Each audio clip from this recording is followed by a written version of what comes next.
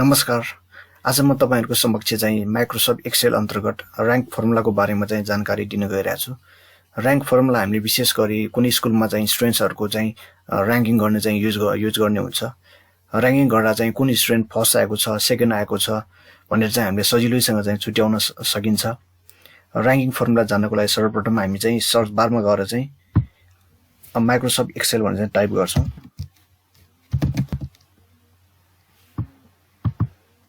त्यसपछि हामीले एउटा ब्ल्याङ्क वर्कबुक लिनुपर्ने हुन्छ। मैले अलरेडी एउटा चाहिँ र्याङ्क फर्मुलाको लागि एउटा स्याम्पल सिट लिएको छु। अहिलेको लागि चाहिँ हामी एउटा स्याम्पल सिटै लिन्छौं।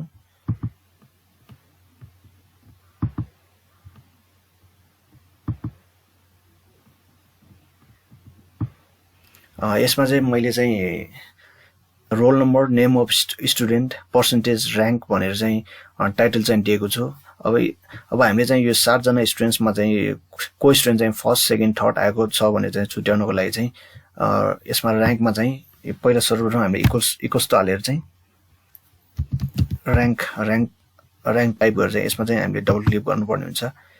नम्बर भन्नाले चाहिँ हामीले चाहिँ यो गीताको चाहिँ 54 यसलाई सिलेक्ट गर्नुपर्ने हुन्छ। यसपछि कमा। रेफरेन्स भनेको चाहिँ हामीले यो सबै यसलाई यो सबै सिलेक्ट गर्नुपर्ने हुन्छ। यसलाई सिलेक्ट गरिसकेपछि यो यिनीहरु सबै हामीले चाहिँ एउटै लिनुपर्ने भएकोले चाहिँ यो सबै यो C2:C यसलाई चाहिँ फिक्स गर्नुपर्ने हुन्छ। फिक्स गर्नको लागि चाहिँ हामीले चाहिँ F9 र F4 प्रेस गर्नुपर्ने हुन्छ। यति भइसकेपछि यो सबै चाहिँ फिक्स हुन्छ, किनभने यो हामीले चाहिँ सबैमा चाहिँ एउटै गर्नुपर्ने हुन्छ। त्यही भएर चाहिँ हामीले फिक्स गर्नुपर्ने हुन्छ। अर्डरमा चाहिँ हामीले चाहिँ यो डिसेन्डिङ यो हामीले चाहिँ लार्जेस्ट टु स्मलेस्ट गर्न लागेको भएकोले चाहिँ डिसेन्डिङको लागि चाहिँ हामीले चाहिँ 0 टाइप गर्नुपर्ने हुन्छ यसमा। यति भइसकेपछि हामीले चाहिँ ब्र्याकेट चाहिँ क्लोज गरेर चाहिँ इन्टर गर्छौं।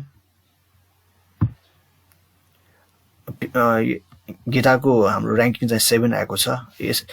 त्यसैगरी चाहिँ हामीले सबै यसलाई चाहिँ ड्र्याग गर्छौं। यसमा सबैभन्दा हाईएस्ट पर्सेन्टेज भनेको 96 भएकोले चाहिँ यसमा चाहिँ फर्स्ट र्याङ्क भनेर चाहिँ आएको छ। लोएस्ट भनेको चाहिँ 54 यो सबैभन्दा लोएस्ट हो। त्यसैले यसमा चाहिँ 7 र्याङ्क भनेर चाहिँ हामीले छुट्याउन सक्छौं।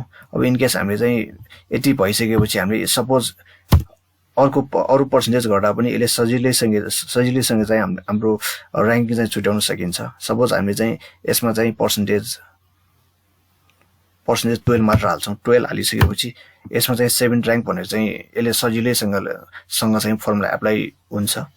अब इन केस हामीले चाहिँ यो र्याङ्किङ चाहिँ अहिले यसमा चाहिँ सबै र्यान्डमली र्याङ्किङ भएको छ। यसलाई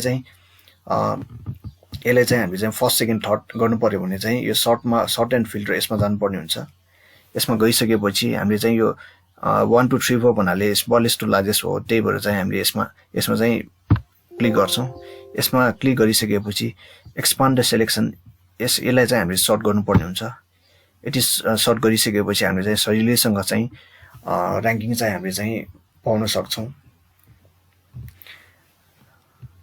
आज मैले तपाईहरुलाई चाहिँ माइक्रोसफ्ट एक्सेल अन्तर्गत र्याङ्किङ फर्मुला चाहिँ जानकारी दिएको छु। नेक्स्ट भिडियो लिएर चाहिँ म तपाईहरु समक्ष चाँडै उपस्थित हुनेछु। हस्त धन्यवाद।